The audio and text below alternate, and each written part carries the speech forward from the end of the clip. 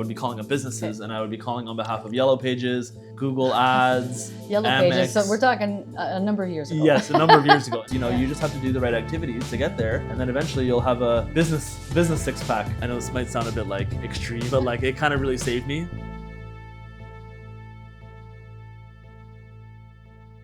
Welcome to episode 10 of the Irrepressibles Podcast. I'm sitting here with Riaz Sidi. Hi, Riaz. Hi. So Riaz is president of Sidi.io. It's an Ottawa-based marketing company that has been recognized 3 times as this city's fastest growing company. Mm-hmm. And Riaz has been awarded with the 40 Under 40 Founder Award. And you might have seen him also do some reporting for the Ottawa Business Journal. And in addition to that, recently, you have been elected at the Ottawa Board of Trade. Mm-hmm. So congrats for that. So Riaz, welcome to the show. I'm super happy to have you. Yes, thank you so much.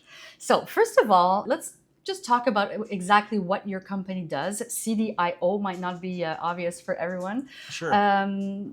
You say on your LinkedIn that you solve other companies' revenue challenges by leveraging performance marketing. So what is performance marketing exactly? Correct. There are many different subsects of marketing in general, whether it's branding, creative, billboards, radio, different platforms.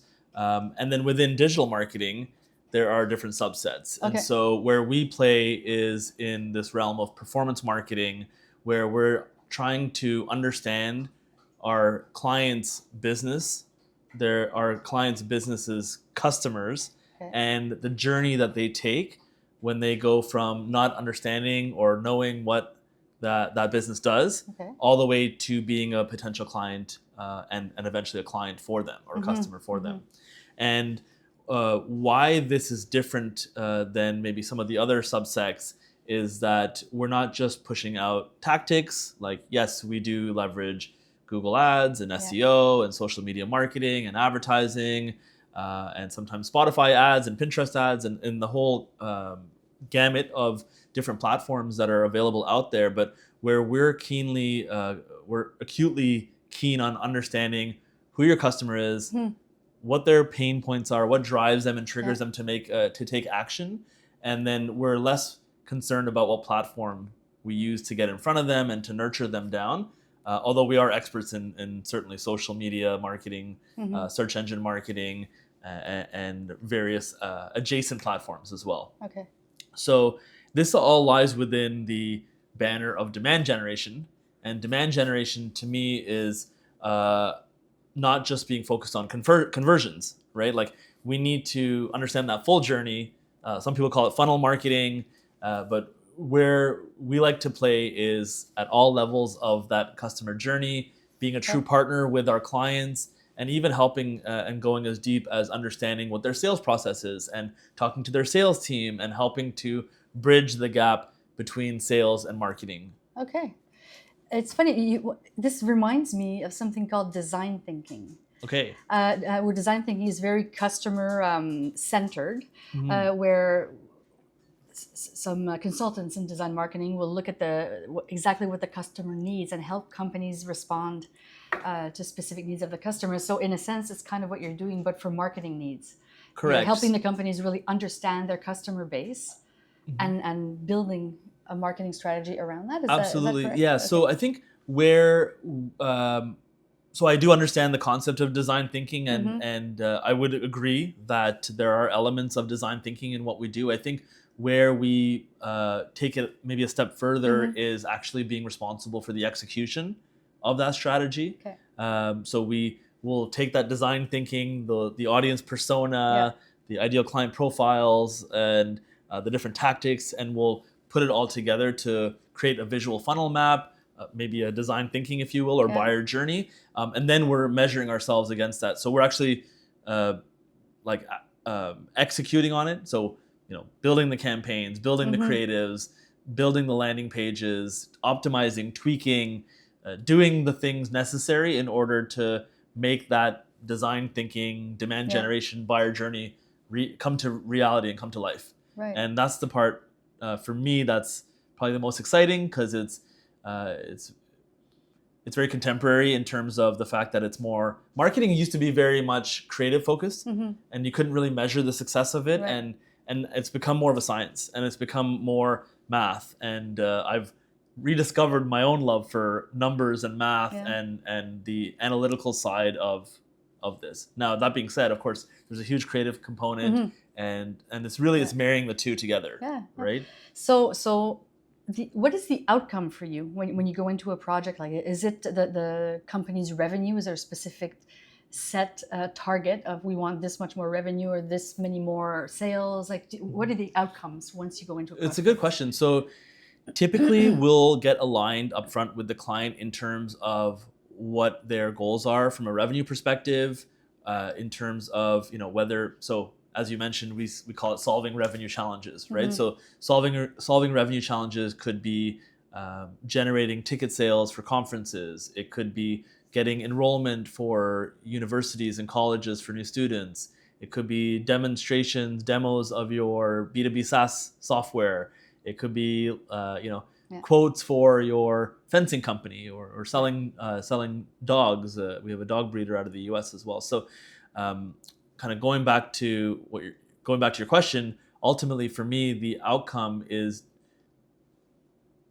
what their revenue goal is. Right. Those examples I provided, and then understanding, okay, what happens before that? What happens before a demo or a ticket sale? And then what happens before that stage? And what happens before that stage?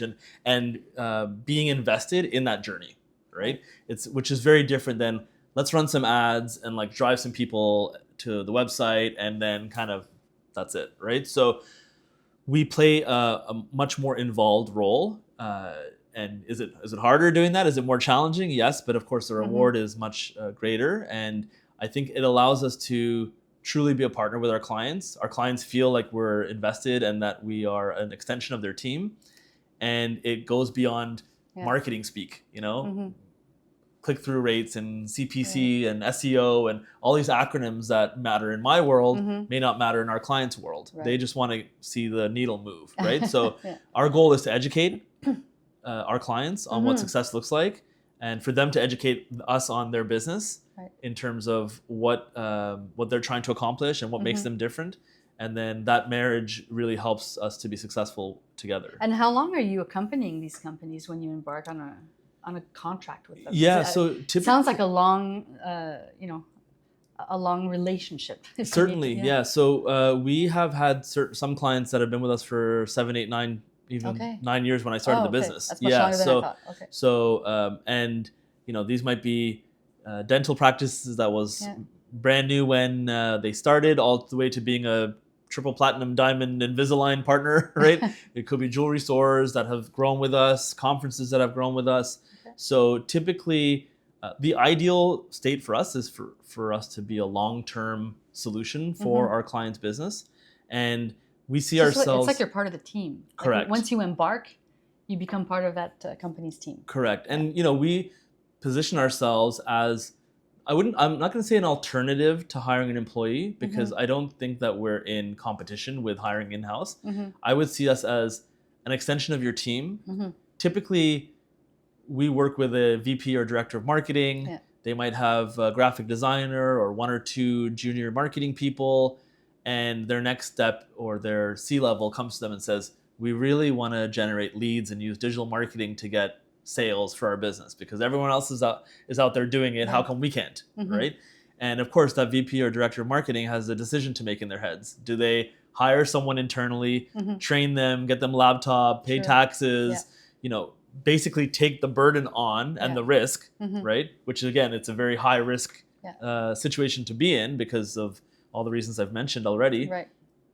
And my positioning is, well, why take that risk? We're training every day. We have all the equipment, all the tools, all the resources, and we're investing heavily in these tools that it makes sense for us to spend on because we have a roster of clients. Yeah. It might not make sense for a small business or even a mid-sized business to invest in these very costly tools, right? Yeah. So that's really our positioning, where we become an extension of their team, essentially. So, given all this, like I said in the introduction, you're one of Ottawa's fastest growing companies, or you were recognized as such for 3 years in a row.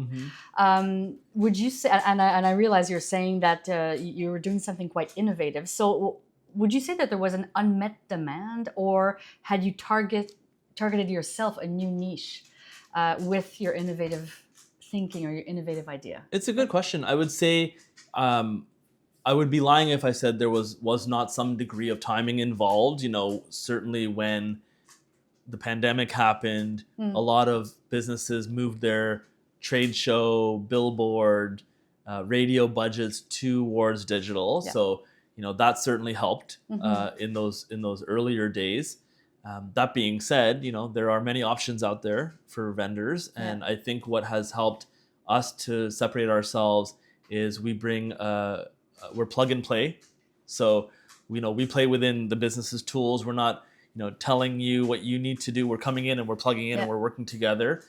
We consider ourselves a high value premium service, right? So there are some agencies that are or firms that are very low cost, but then you get what you pay for. And there are some that are very expensive and maybe out of reach and out of touch by extension with the regular medium-sized business that doesn't need to spend these very high fees when in their minds they think I can just hire like an intermediate employee. So our value proposition is instead of hiring an intermediate employee, we can come in a little bit less than that, and you're gonna get the entire team. Okay. Right. So you really created a new niche for yourself, basically. For sure. So you mentioned COVID. We'll come back to that later because I know something interesting happened during that time. But before we go to COVID, I'd like to explore. So we know now we have a good idea of where you are today. But there was a kind of long, winding path for you prior to being, founder and CEO of CDIO. You were in sales. You were in journalism. You were in digital media. So I'm going to ask you, like in retrospect, what were the key experience or the key moments for you that led you to where you are today? It's a good question. So I would say that when I started, I'm going back a number of years. I graduated from journalism school, as you mentioned, in communications, and then I went to Toronto and said, I'm going to be a journalist now. And of course, you go and you're a new grad, and this was during 2008, 2009, when there was the financial crisis in the US, and there was a bit of a trickle into Canada, not to the same extent, but there was certainly the job market was not favorable to the millennials like myself. And so, I was struggling to find work and went on a bit of a downward spiral in Toronto over the 1 year that I was there. And that led me to becoming quite, introverted when I'm actually quite extroverted. I felt repressed a little bit. I started probably dabbling into too much alcohol, maybe drugs and stuff that I shouldn't be touching, and started engaging in probably activities that are, let's just say I was going down the wrong path. Right.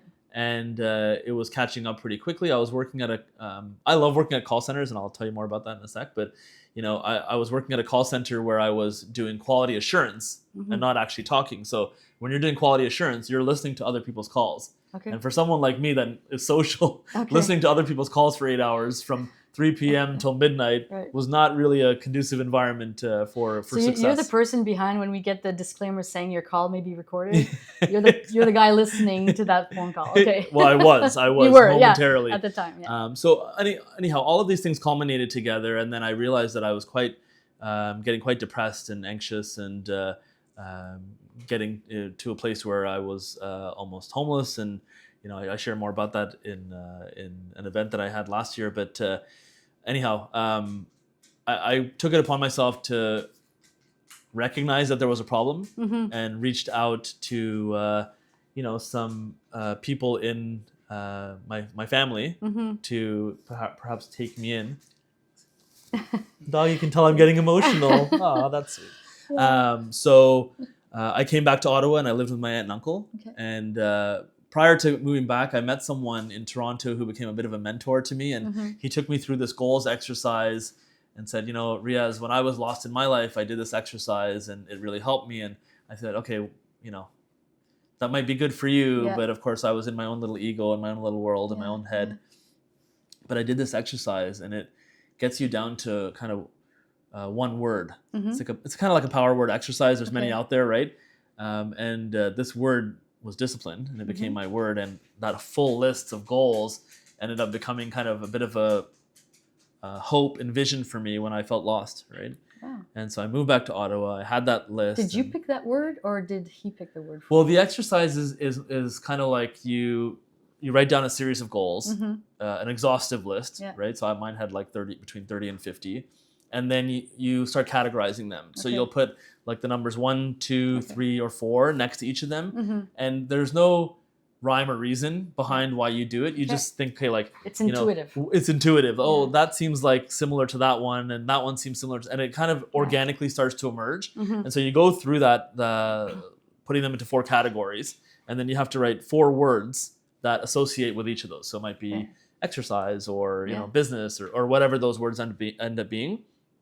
And then you scrap that and you do the exercise again, but this time you're labeling 1 or 2 only next to each of these words. And what that does is it forces you to rethink your goals into only 2 categories, right? And then once you have these 2 categories, you write a sentence for each of those those categories.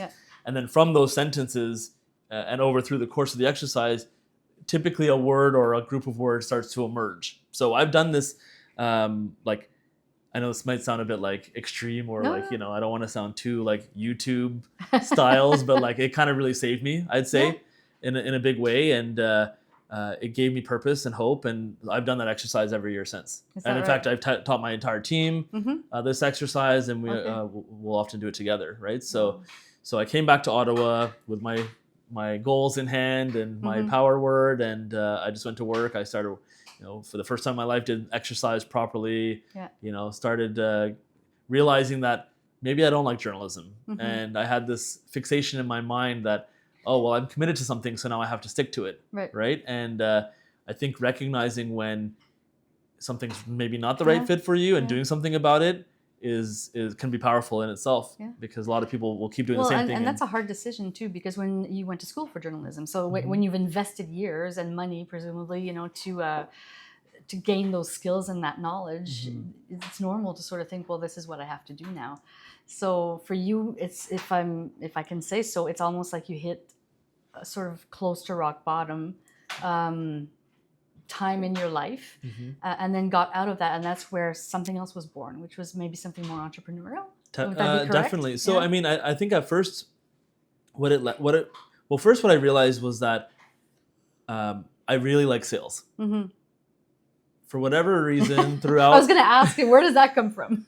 So like for whatever reason. During high school, I guess I'll tell you the reason. So it's not for whatever reason. There are reasons. So during high school, when I took on part-time jobs, inevitably it ended up being in retail or at call centers where I was doing outbound calling, and everyone hated cold calling, and I loved it. Okay. It became my sport, and did you love it because you were particularly good at it, or was there something else about it? Yeah.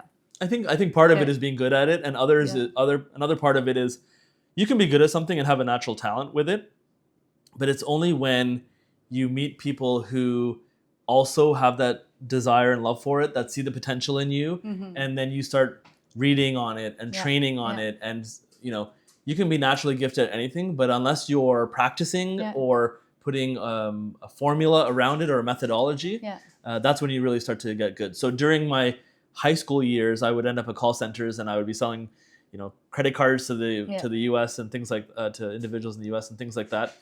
Then I worked at Rogers in their call center, right? So after I went through this whole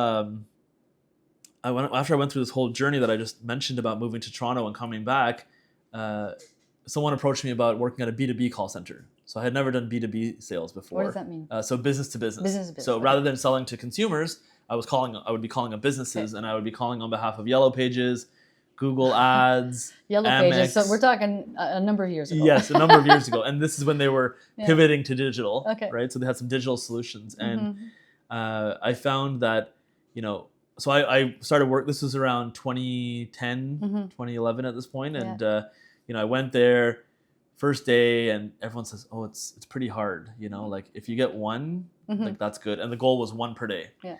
And on that first day, I made a sale. Oh, you made a sale. Okay, good for you. That's everyone has maybe the call records are lucky day, right?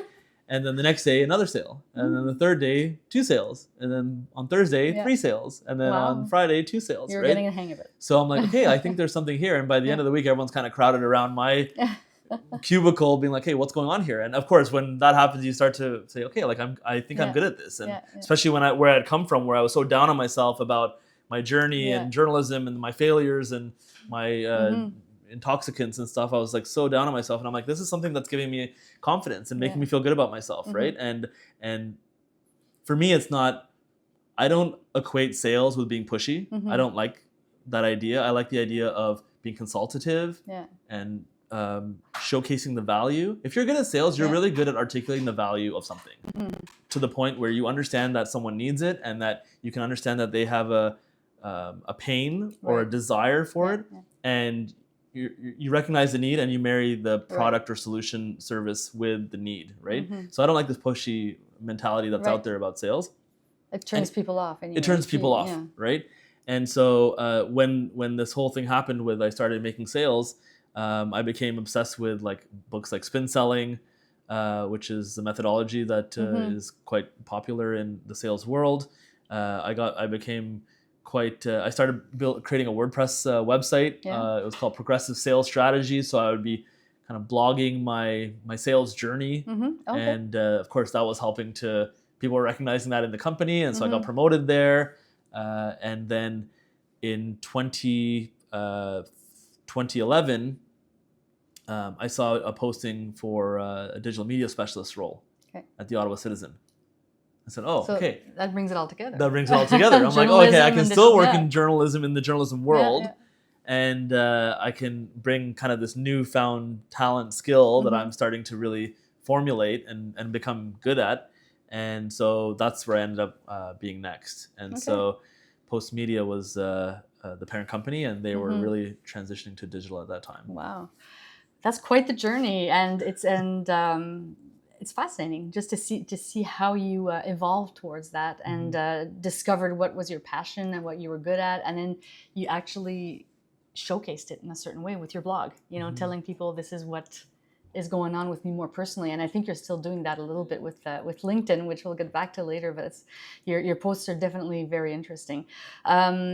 Okay, so at one point you decided to make the leap. So you're working for others right now, and you're developing skills, and you're starting to know what you're good at and what you love. But once you decided to make the leap, you're by yourself, presumably. You don't have a team yet. So how did you get it off the ground? Sure. So it's a good question. So I moved to Post Media, and I spent 5 years there and got promoted in various roles there. And my last role there was as national training manager. So when Post Media acquired Sun Media, they needed trainers. So I started doing that. And so as a result of that, I started going on the road and spent 200 nights of a year on the road, training digital marketing and advertising and sales to advertising departments of the National Post, Montreal Gazette, Calgary Herald, everywhere across the country. And so when you travel for work, the novelty wears off kind of quickly. Especially 200 nights a year, This is it. And there's only so many glasses of red wine and steak that you can have before you're like, okay, I need to get home. And so, I was engaged. I was engaged at that point. We were ready to buy a house, ready to get married. And so I was thinking, okay, like I wasn't actively trying to do something about that, but in my head I was thinking, okay, some of my colleagues are on their second and third marriage, and I want to put I want to put effort into doing it right. You wanted a work-life balance. I wanted a work-life balance. It's hard to be away, right? And absolutely. so I got approached by someone in my network on LinkedIn about doing their Facebook ads. And the company I was working at the time didn't have a Facebook solution. So I was like, okay, let me try. I'm in my hotel room. I'm not really doing much anyhow. So I built a simple Facebook ad campaign, a landing page, and hit the switch and didn't think too much of it. And I was like, okay, this is going to be like an extra, whatever, $1,500 a month or something, which was a lot for me at that stage, right? Yeah. So it's like, so hit the switch, and it went very well. It went from like 5 leads a month to 50 to like 500. Wow. So like basically between May of 2016 and when my wedding happened in July, Yeah. I was like, hey, there's something like here. Yeah. And of course, whenever you do good at any role or job, you get referred, right? So the client, which I'm very appreciative of, started referring me to other people. And so get married, still 2016, get married, buy a house, and then decide, okay, I have basically 3/4 of my salary that I'm getting from my day job. I'm getting kind of in the business. So I'm thinking, and when you run a business, it's all like pre-tax, right? So like you only have to pay your taxes at the end. So from a cash flow perspective, I actually had kind of more money than I did from my job. Right. Even though, yes, I would owe taxes on that at the end of the year, but it gives me enough runway to disposable money and cash flow to like reinvest in the business and do the things that I need to do. Right. Yeah. So, bought a house and then decided, January 2017, I'm going to do this. Right. And I think we talk about kind of the leap, but when you have 3/4 of your salary, it's not really that big of a leap. Okay. You know what I mean? I'm in my head, I'm like, okay, we can pay our mortgage. My wife has a job. I have enough income coming in. Like these clients that we brought on, they're not really going anywhere. So for you, it was more like a natural, evolution towards that. Correct. Given all of your experiences prior to that, it's like it was where you were meant to go. This is it. As opposed to the leap. I didn't see it as a big. Okay. I didn't see it as a big risk. Of course, it was, and I'll tell you more about that in a second, and the resulting anxiety from that. But basically. At the end of that year, right before I was about to resign, company says, oh, we're doing a voluntary buyout across the board. So I said, okay, well, I've been here 5 years. So I basically got paid for 5 months to start the business. So that even lowered the risk even more. Okay. Because January to May of 2017, I'm getting paid, plus I have these clients. So I actually never made less. Even though, people talk about like going into all this debt and like we're bootstrapped. So, we've never gone to debt. I'm the only shareholder. My wife's a shareholder as well, right? But so we've never had to take that big leap, right? Right. So, but that being said, I feel like every day is a leap, right? Because and how so? Even today? Oh, every day's a leap. Yeah. Yes, absolutely. So it's in what sense?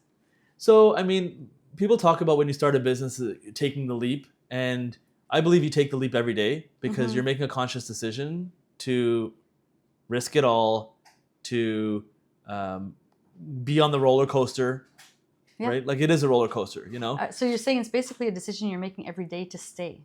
Exactly. Okay. Yeah. Like I could leave here right now and I can get a call from my biggest client saying it's over. Or I can get a call from someone saying, hey, I'd love to spend $50K a month. And I'd say, oh, I'd love to take $50K a month. Right. So, that is where I think a lot of business owners struggle from a mindset perspective because they let the highs get too high and the lows get too low. And then they're on this constant roller coaster. And I mean, at the stage we're at now, there's good and bad news happening on my phone probably while I'm sitting here, right? There's all sorts of things that are happening and these 5 things are good and those 5 things are bad, right? So I think from a mindset perspective, what's helped me a lot is getting off the roller coaster and being the roller coaster operator.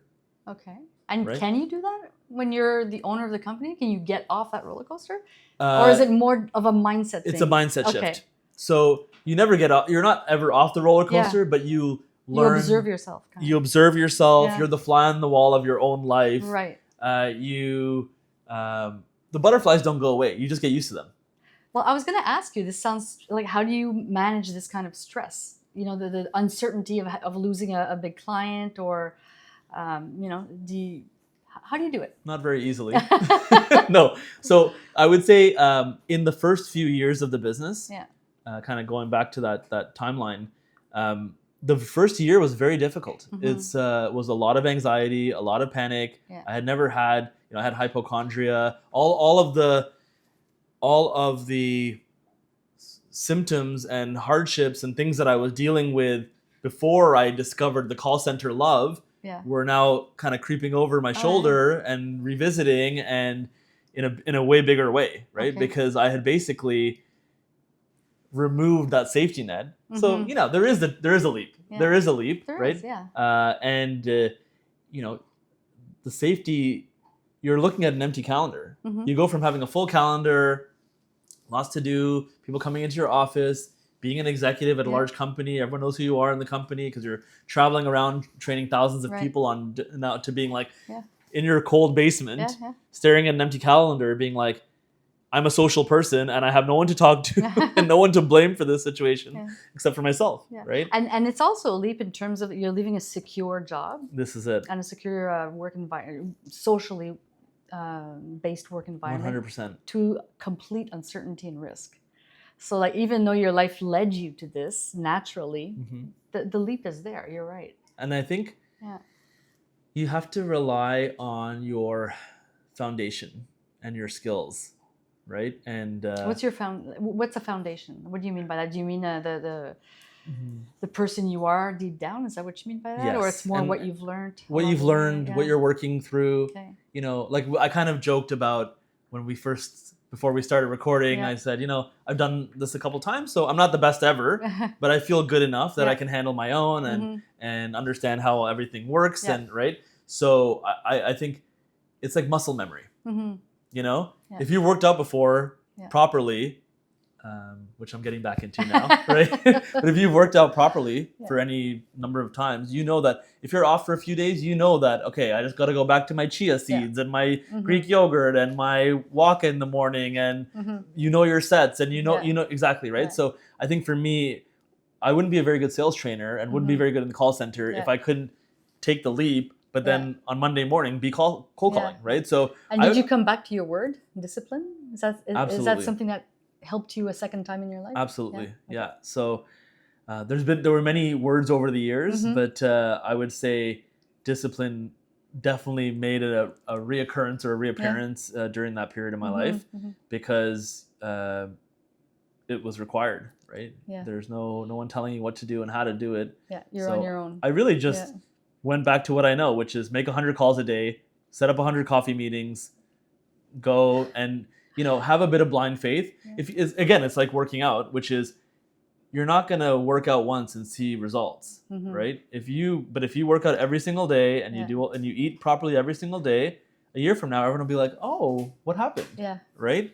And I think that's very similar to entrepreneurship, right? Like I've been around for 10 years now in as a business owner, right? But when you first start, no one's there inviting you to podcasts or celebrating you or giving you awards. You know, you just have to do the right activities to get there. And then eventually you'll have a business six pack, I guess. No, that's an true. Entrepreneurial six pack. And to get to that bit, to use the same analogy of you know, building a six pack, you know, you have to do 100 crunches, but in your case, it was 100 phone calls. Exactly. You know, and just be consistent and just keep putting it out there, eventually, you know. And eventually what? Eventually some big, you're going to get a big break, or is it eventually it's the accumulation of a bunch of small contracts? Both. I would say, like you alluded to the videos, right? Putting out videos regularly, going to meet people for coffee dates. I drink tea, but you know, tea dates regularly. Just calling people, not with an agenda, right? But just say, hey, how are you? And actually helping them. Not, you know, I'm more of an energies guy. I'm not very spiritual, but I'm you know, if I know that what you put out into the world, you're going to get back. It'll get back. Right. But at the same time, there's also the risk of like, the more you put out there, the more you may get some no's, right? No, I'm not interested, right? So on 100 calls, you get some successes. Oh, yes. But at the same time, you're going to get a bunch of people saying, no, that's not for me. And, you know, I'm not interested. So that's also something that needs to be accepted. No? You know the word no? I know the word no. Is my favorite word. Is that right? It's one of my favorite words. It's, you know, it has a negative connotation. Yeah. But, you know, they say every no brings you closer to a yes. Right? And that's very true. With you?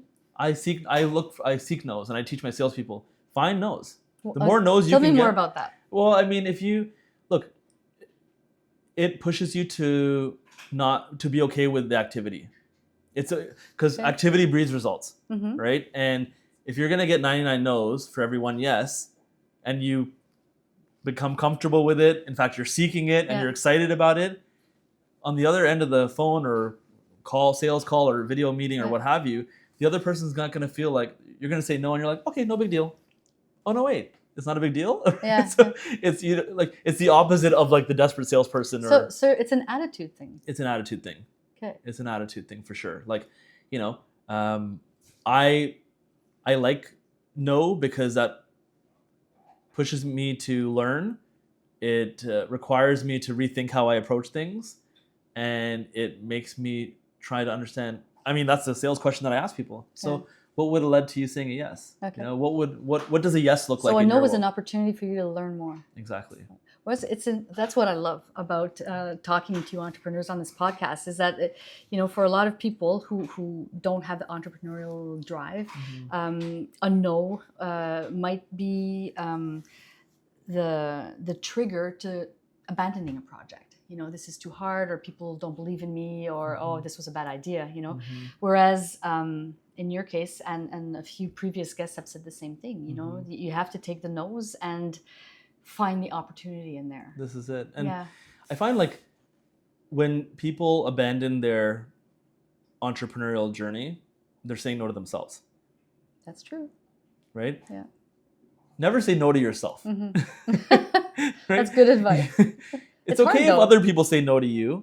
And when other people say yes to you, you'll feel validated and you're like, I did a great job and I can help them and they want my help and they believe in me and they love me or what have you. But once you start saying no to yourself, that's when things start to go south in your business. Have you ever done that? Oh, absolutely. Very recently. Is that right? Absolutely. I started to say, like, am I good enough for this anymore? Like, we're at another level now. And, the moment you're at this next level and you look above the clouds and you're like, wow, I'm at the bottom of the next level now. Right. Right. And then all the past demons type things totally come surfacing 100%, back. 100%, right? And they're like, are you good enough? Am I good enough? Yeah. What's this pain? Is this going to It's keep the me out of imposter syndrome, yes. It's the imposter syndrome, right? Yeah. And it's like, am I good enough? Am I smart enough? Physically fit enough? Good looking enough? Like you go everywhere, right? Absolutely. But that's noise, right? And that's you saying no to yourself, okay. right? So I believe that you should say yes to yourself, and you should say, yeah, I am working on it, and I'm getting better at my health, and I am healthy. I'm not like, gonna croak tomorrow, hopefully, right? I am working hard. I am doing the activity. I'm doing the reps. I'm eating well. I'm coaching my team. I'm doing the activities that are required. Yeah. I think again, activity breeds results, and you need a certain degree of blind faith. If you don't have that, then it's not going to work, and you need to say yes to yourself. Right. That's fascinating. And you were saying earlier that you're trying to instill this within the members of your team.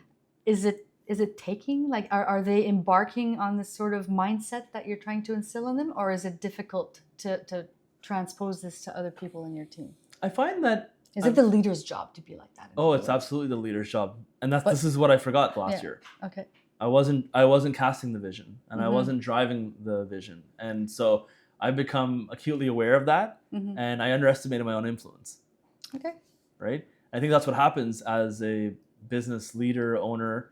Right. We think, we're all in this together, and we can all encourage and inspire each other. But just like it's someone on my team's job to do graphic design, and another person's job to be a manager of a team, another person to do strategy, it's my job to cast a vision. Right. And if I don't do that, then I'm letting everyone else down. Just like if the graphic design person doesn't deliver the graphic design on time, they're letting the entire team down. Right. So I better understand my role, and I don't look at it as being more important or the hierarchy. Right. I look at it as, this is my role, and it's just as important as all the other roles in the company. Right. And so that's one thing that's very much shifted in my mentality. The other is this notion of putting the client last. Yes. What does that mean? So we've always been hear that often. We've always been taught that you put the client first. Yeah. Right. And this is for years what I've done. Right. You put the client first, then you put your employees, and then you put your business, and then you put your kids, and then you put your spouse, partner, and then you put yourself. Right.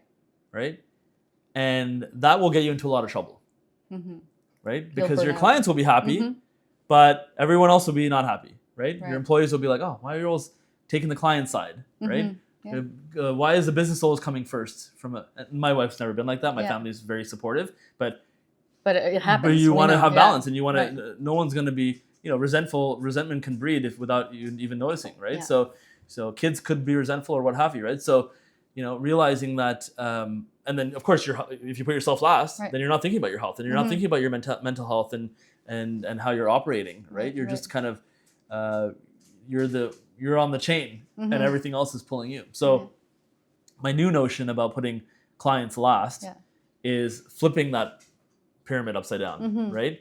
And what that ultimately means is not selfishly, of course, but I'm putting myself first in terms of my own training, my leadership development, the way that I coach people, Yeah. my health, my mental health. I'm putting that first now. Yeah. I'm putting my marriage as number two. A lot of people put their kids first, and I understand that too. But I'm putting my marriage and my children, right? Mm-hmm. And if that's taken care of, Yeah.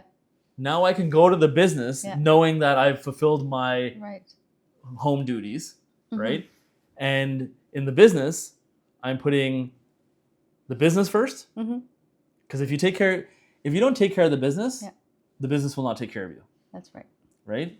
So you take care of the business first, then the employees, and then the clients. Okay. Now, you might be thinking, are your clients watching this? Maybe they might be watching this, but you know what? I would stress that you're, as a client, getting a better Mm-hmm. experience, better service, and better outcomes from this model than the Yeah. other one. Mm-hmm. Because you know that, like, if in the first model the client is first, in this model, even though the client's last, they're still up here. Yeah. Because you've taken care of your health, Yeah. and everything else is taken care of, and you're Yeah. getting a better result. Right. And you can look at us as a vendor and be like, I like working with that company because they take care of us, Mm-hmm. they take care of their employees, Mhm. they care about their business, and they care about their family and their home, Yeah. No. right? Whereas There is something attractive as a consumer, to feeling that kind of vibe within a team, within a company, for sure. But I'm listening to you, and one of the questions that comes to mind is, where do you have room in all of this to express moments of doubt that you were alluding to earlier, moments of insecurity, or moments of despair, which can Mhm. happen also, because presumably from what you're saying, it's something you might not want to share with your team, because as a leader you want to be the person who's encouraging and uplifting with your family too. You don't necessarily want to bring the problems home. Mhm. So where does this fit into this balance? Mhm. So I've thought about this a lot over the years, and I think where I've landed is that it's not appropriate to change who you are necessarily Yeah. for the audience. Okay. Right? And the way I learned this is very early on when I was dealing with all the struggles that I Mhm. shared with you. I was posting on YouTube. I was putting videos out, and I was being very open about it. I was very open about my depression, anxiety. I had a cornea transplant, Yeah. which also led to more mental health issues and, Mhm. and pain and headaches and stuff like that. I was very open with that. And throughout my business journey, I've been Mhm. also very open. And on my YouTube videos, I'm very vulnerable about what I'm experiencing. And yes, my family sees that, my friends see that, and my team sees that. But they're not the recipient. They're not the recipient, Right. but they can, it allows my team to realize that I'm human, Mhm. Yeah. right? That I'm not just sitting on the ivory tower telling people what to do. Mhm. I have feelings, and I have, pros and cons in my life, and some things are going well and some things are not. And I think it's important to normalize my leadership. Yeah. And that I'm just like everyone else, Absolutely. and then I think the Yeah. other part of that is it helps from a client perspective and network. Mhm. You mentioned the LinkedIn and YouTube videos. The reason I'm so open and transparent is because that's what people want. Like, they don't Yeah. want you to be fake and They want authenticity. authenticity. Yeah. And that's kind of really what that's only what I know, Yeah. I don't, there's no point in faking it, Mhm. because people are, and granted, maybe there is a point in faking it if you want a lot of views and you want a lot of stardom, and Yeah. maybe that's someone's recipe. I would rather stay small and just be real, Mhm. and if we grow, great. Yeah. You know what I mean? Yeah. I'm happy to do that. I'm happy if my personal brand grows, excellent. Yeah. But I would rather do that in the right way than like trying to be something I'm not, and then you have to like keep up that Mhm. charade. Mhm. Once you have like many subscribers, you know what I mean? Yeah. You have to like be that fake person or Yeah. do that one video True. over and over True. again. It's like, I'd rather just kind of keep it real. And so just to put this into context, this blogging, which is what you used to call it, now I think call it something different, like posting Content on creation, content LinkedIn, creation, exactly. yeah, social media. It was something you were doing well before you were an entrepreneur, Sure. a founder. And like you said, you would talk about very personal things. What has this brought, other than being able to, get it off your chest, and putting it out there, which can be therapeutic in its own way, but has it brought you some unexpected help or unexpected success, something you wouldn't have thought would have been a positive aspect to your journey? I would say that, especially in 2017, 2018, 2019, when I first started the business, I would say the videos and my social media presence were the driver of business for us. So, I wasn't necessarily doing it for that purpose. I wasn't going on and being like, hey, if I do this video, I'm going to get a client or what have you. I was still doing the coffee chats and reaching out to people. But I would say that the snowball effect that's happened in the fastest growing I would say it's a direct result of those early days when I was going out there online and talking about, I started a business. Join me on this journey and cheer for me or boo me. It's up to you, right? And this is what I can tell you about sales and marketing and what the common trends and current reality of it is, and this is what you should do, and so a bit of thought leadership there. And then I had like the vulnerable side of it, right? Here's my family. Here's my things that I'm upset about or what have you, right? So I think those three things together allowed people to see me for what I truly am, and I think that it made people want to say, you know what? I like this guy. I want to work with him. You know what I mean? I want to give him a shot. Well, to be completely transparent, that's what drew me to you for this podcast, because thanks. I was going through LinkedIn and I saw one of your posts where you were talking about, you're giving some insight, something to do with being an entrepreneur, but you were talking about something that was a little more challenging for you. Right. And I thought that was really interesting, and I didn't know you.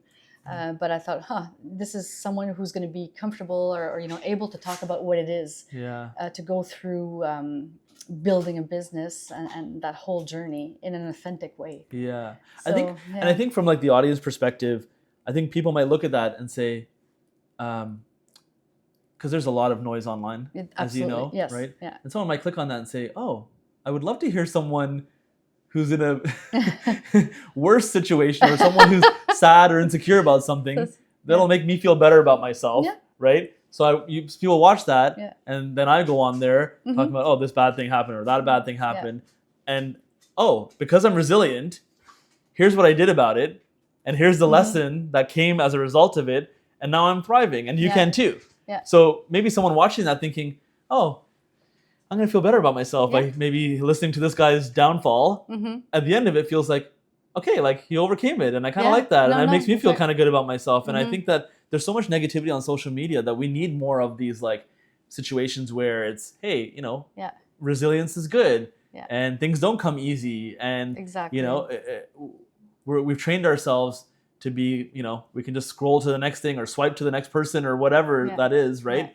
And there's actually a lot more substance behind it, and I think we're forgetting that as a society, and especially with AI making things even easier. Yeah, is this a part of your job or a part of what you do that you particularly like? What part? Sorry. The content part. When you're expressing yourself, like in a day. So you're managing a business, you're managing your team, you're taking care of your family, and then there's this moment where you sit in front of your camera, presumably, and then you talk about what's going on deep down. Definitely. I would say yes. Yeah. In fact, to the point where I think if I didn't believe it was, maybe I should be taking my own lesson and putting myself first, but if I didn't think it was selfish, then I probably would put out more content. Yeah. Right? Sometimes when I do that, I feel like, am I taking my eye off the business by doing this? Am I not servicing our clients enough, or am I not being present? Right? But you've kind of given me a bit of an epiphany here that maybe if I do more of that, then right, and which I also love to do, then it'll be the nexus of passion and doing what's right for the business and myself, and ultimately for the team and our clients as well. So perhaps I'll put out more content. Well, I'll be very happy if you do, because it's always very interesting. Okay, so wrapping up, Riaz, like this has been a very interesting conversation about how you got to where you are and how successful you are. I mean, I think I mentioned at the beginning, you also got the 40 under 40 award, which is something too in itself. Using one word, and I know you did talk about mindset a little bit earlier, but if you had to pick one, what is the top quality, the top mindset that you think people need to become a successful entrepreneur? Resilience. Yes. Do you want me to elaborate? Yeah. Go ahead. Yes, absolutely. I like to play within the rules, right? So yeah, I would say resilience, because you can't go into this journey or many journeys, including life as a whole, thinking that you're not going to be met with walls and barriers and people telling you no. And I think it's important that we recognize that, right? And realize that, okay, I am going to open this door. I am going to turn that no into a yes. I am going to do that despite people thinking that the opposite of me or being critical of me, or even me telling myself no, right? And you need to be resilient for all of that, right? That's right. And I will also say that, you use the word successful to describe me. And I'm hearing that more and more these days. And I would disagree with that term. Okay. Because I believe that's a subjective term and it's a relative term. And I'm not saying I haven't had success, but I think for me, when I hear that, it kind of turns off like you don't have to be resilient anymore. You don't have to work hard anymore, right? So you've made it. I've made it, right? And I never want to feel like that, because I think that sky's the limit, and I think that success is relative and subjective.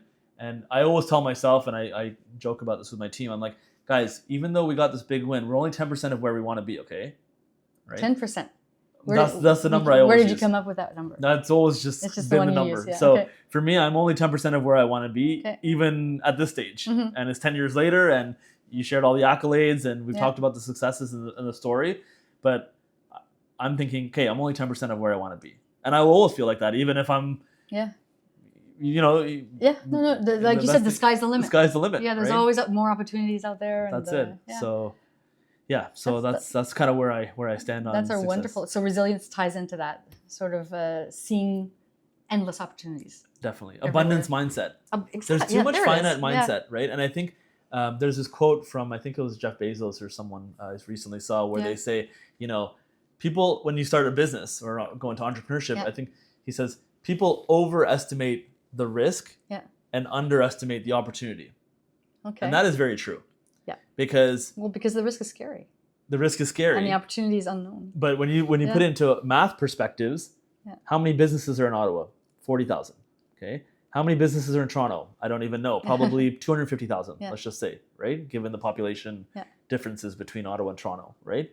So I only need like 5 clients. Do you know what I mean? Yeah. Or like one really big client to like make up my salary. So, I know that's easier said than done. I get that. And that's where the mindset part comes in, where you have to say yes to yourself. But I think, now I'm speaking from a service business, service-based business perspective, right? Product businesses are very different. You have to go into debt and raise money, and we had a software company that didn't work out, actually. Is that right? So I know what that struggle can be as well. So I'm speaking to maybe people who are watching this who are thinking, I would love to be on my own and do my own business.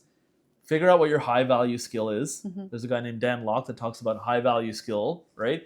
Whether it's graphic design or running ads or massage therapy or whatever that high value skill is, and go out and find clients so that you can make up your salary. And high value, you could use a synonym for high value skills, which is your passion. Find your passion, and and I'm saying that from the perspective of previous guests too, that have said, if you're passionate about what it is you're selling or offering or whatever your business is based on, then it's as if success is more likely, because it's coming from a different place. It's interesting. Like, I don't mean to be like a contrarian to like I kind of don't fully buy into the passion thing. So like, because if I was truly passionate, I would be maybe still in Toronto trying to be a journalist, but that's in a ditch somewhere. So don't get me wrong, I'm very passionate about my business, very passionate about the industry and kind of where we're going and the disruption that's happening. But I don't love every activity I do, everything I have to do, like any job, right? Yeah, exactly. You definitely have to be passionate about it, but I would say if I was passionate about something that is not considered high value in our Right. marketplace, then I may not be as successful Right. as I am, right? Okay. So now that being said, Mm-hmm. I think if you are, I think of Steve Harvey. I don't know if you ever see Steve Harvey. He's the host of Family Feud and some other things. And I still watch some of his inspirational stuff. And Yeah. he was a comedian that, you know, lived in his car for 3 years and, Right. you know, and he made it. And so, and Yeah, I believe yeah. that is passion fueled. So Mhm. I'm not saying that passion can lead to, I'm not saying passion can't lead to success. I'm just saying for me, Yeah. I feel like there's more to it. For you, it's more identify your high level skill Correct. and find a way to make it work within the today's market. Yes. basically. Like for me, if it was truly passion, I'd probably be Yeah. like a comedian or an actor and like a mediocre one at that. Do you know what I mean? Yeah, I get it. Well, that made you laugh, right? So maybe I should be a comedian, right? But you made me laugh a few times. So yeah. but like as like, you know, I don't think I have the chops for that. So, you know, Yeah. I won't go all in on something like that. Mhm. I'll go all in something Yeah. that I like, and you know, maybe Yeah. have some jokes on podcasts with some friends, right? There's room for everything. There's room for right? everything, exactly. Right? You can have it all. Well, I was going to say, in your case, you're still doing reporting up to a Yeah. certain point. You're working for the Ottawa Business Journal, Yeah. and you're putting content out there for them. So it's kind of like journalism. You're still doing your content creation. This is it. This time on LinkedIn, Yeah. and you're doing your business at the same time. It's abundance mindset. It's right? right. So, kind of going back to the example of how many businesses are in Ottawa and all Mhm. over the world, it's like if you have something worth value to people Mhm. and their perception of value, you Yeah. will be able to sell Yeah. on them and Yeah. or even consumers, right? I'm talking about business to business services, right? Mhm. Business to consumer services Mhm. also are out there, and there's millions and millions of people. Yeah. 8 billion people in the world, or nine, maybe yeah. 9 now at this 8 point. billion people right? and a ton of money. And a ton of money, right? Then So that's waiting to be it invested. has to go. So. Someone gave me this advice early on in my business. They said, someone has to get paid for digital marketing. Why not you? Why not you? Yeah. Okay. Why not me? Right? That's right. Yeah. Someone has to be the Pope. Someone has to be the president. Someone has to be, right? Yeah. The governor general. Someone Yeah. has to, right? Why Yeah, not yeah, you, right? yeah, That's kind of stuck with me. Yeah. And when I'm in situations where I'm Yeah. feeling a bit out of depth, Yeah. you know, because I'm now getting invited to more. Yeah. I got invited to the U.S. ambassador's house a few years ago, Okay. and different places, and you know, and I'm sitting at the table being like, everyone on this table is very important, including me, That's right. Because you're there. right? Mm-hmm. And the no mentality where you tell Mhm. yourself no would be Yeah. like, why? How did I get here, Mm-hmm. right? Yeah. And I don't think it's cocky. I think it's the line. I think there's a line between confidence and cocky, and I think Yeah. it's okay to have respect for yourself and Mhm. to have self-care and to say, you know what, I do belong at this table. Wow. Right? Even though I'm minority, Yeah. youngest person in the That's room, right. often with business Mhm. owners, right? Like I don't like using those crutches like, oh, I'm a minority and things like Yeah. that. I believe in a meritocracy and I believe in Mhm. things are merit-based. Yeah. But sometimes it's nice to sit there and be like, I'm not supposed to be here right now. Mm-hmm. You know, I'm supposed to be a statistic, Yeah. not an anomaly. Right. You know? Well, congrats. Thank you. Congrats. And I'll just end with one last question that we ask everyone, for our listeners that are interested in your journey. What do you think, sorry, I'm just going to, so far for you, are there any books that come Yes. to mind that played a particularly important role for you? So I would say at a very high level, books is the number one reason that I'm in the position I'm in. Explain. When I was at the lowest point, I went to the Ottawa Library. I got every book on business, every book on money, every book on marketing, and I became obsessed with reading it when at my lowest point, Okay. right? I had no hope in my mind and no purpose. Mhm. I fed my mind. Okay. If you feed your mind, then you'll have purpose again, right? And books are the best way to do that. Right. So the first book I read when I was at the lowest point was Mhm. a book called Crush It by Gary Vaynerchuk, Okay. which is funny because now everyone knows Gary Vaynerchuk as this influencer and it's been 15 years. But at the time, no one knew who he was. And it was just a random book I You just saw grabbed it off the the shelf? shelf. Okay. So I may be one of the few people that discovered Gary Vaynerchuk at a library, right? But then, of course, all of his content started following me for years. Mhm. Another one that stands out to me is Your Next 5 Moves by Patrick Bet-David. Okay.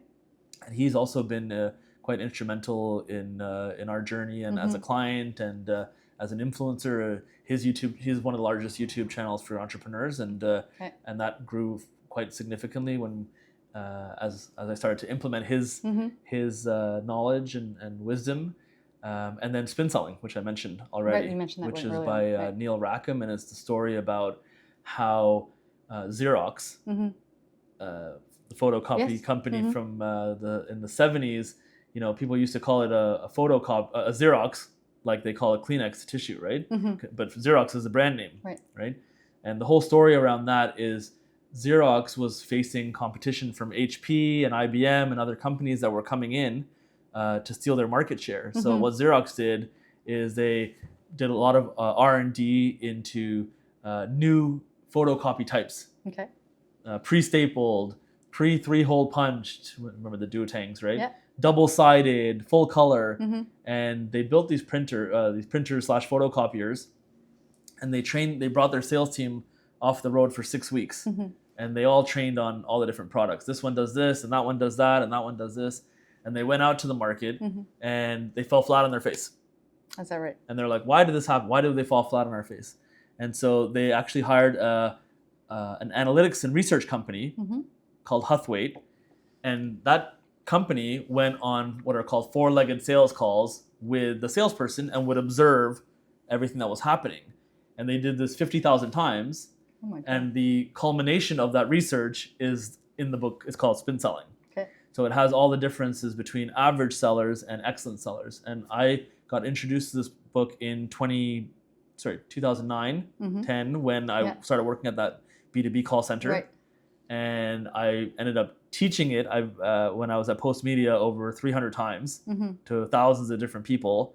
And it's probably it's a bit dry, if I'm being honest.